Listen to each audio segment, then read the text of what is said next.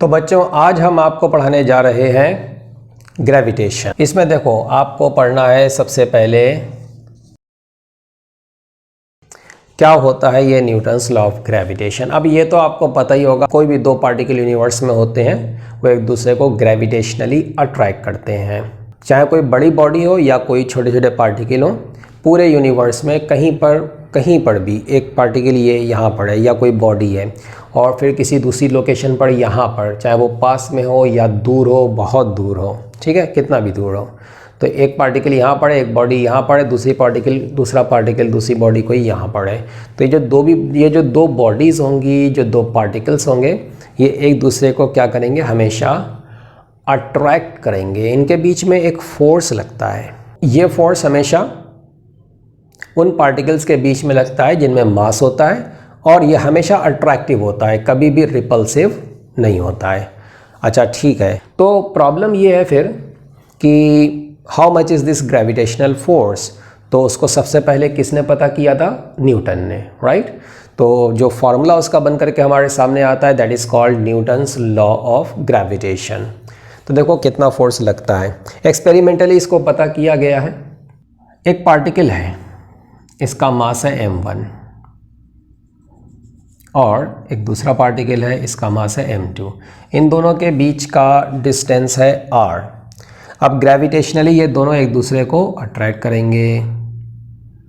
तो m2 ने m1 पर एक फोर्स लगाया F, बराबर मैग्नीट्यूड का फोर्स ये m1 लगाएगा m2 पर। डायरेक्शन अपोजिट रहेगी।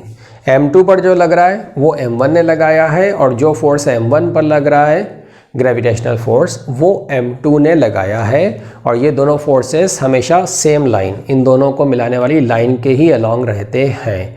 और ये ध्यान रखना कि ये पॉइंट पार्टिकल्स हैं, बहुत छोटे पार्टिकल हैं। न्यूटन लॉ जो आप अप्लाई करोगे तो ये सिर्फ पॉइंट पार्टिकल के लिए, बहुत छोटे पार्टिकल के लिए ही अप्लाई होता है। बड़ी बॉडीज़ के लिए आप अप्लाई नहीं कर सकते हो। क्यों नहीं कर सकते अभी बताएंगे आपको हम। तो देखो क्या होता है ये न्यूटन्स लॉ ऑफ ग्रेविटेशन। आपको स्टेटमेंट हम देते हैं फिर हम लिखेंगे। तो स्टेटमेंट हम दे रहे हैं, इसको नोट कर लेना। According to this law the gravitational force acting between two point particles is directly proportional to the product of the mass of the particles and inversely proportional to the square of the distance between the two particles. ठीक है, ये इसका statement है। अब इसी को हम लिख देते हैं। तो एक्सपेरिमेंटली ये पता किया जाता है कि ग्रेविटेशनल फोर्स मासेस के प्रोडक्ट के प्रोपोर्शनल होता है और ग्रेविटेशनल फोर्स इनके बीच की जो डिस्टेंस है r, उसके स्क्वायर के इनवर्सली प्रोपोर्शनल होता है। अब आप इन दोनों को मिला दो, ये दो मिला दिए, m1 into m2 by r square. अब इसको इक्वलिटी में कन्वर्ट करने के लिए हमने लगा दिया एक कांस्टेंट, और ये कांस्टेंट हमने क्या लगाया है? Capital G। तो ये जो कैपिटल G है इसकी वैल्यू एक्सपेरिमेंटली हमको मिलती है। वैसे इसको बोलते हैं क्या है वो हम आपको बता देते हैं।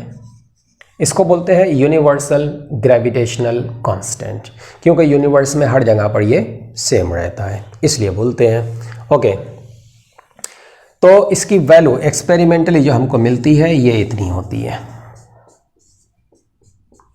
6.67 इंटू 10 टू द पावर -11। रही बात यूनिट की, तो देखो यूनिट क्या बनेगी, इसी से सोच लो आप। ये न्यूटन है, फोर्स न्यूटन में, किलोग्राम मीटर स्क्वायर।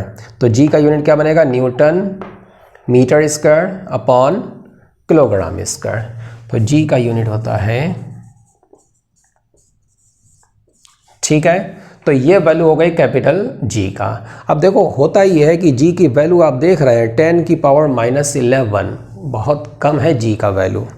तो G का वैल्यू इतना कम है, इसी वजह से होता ये है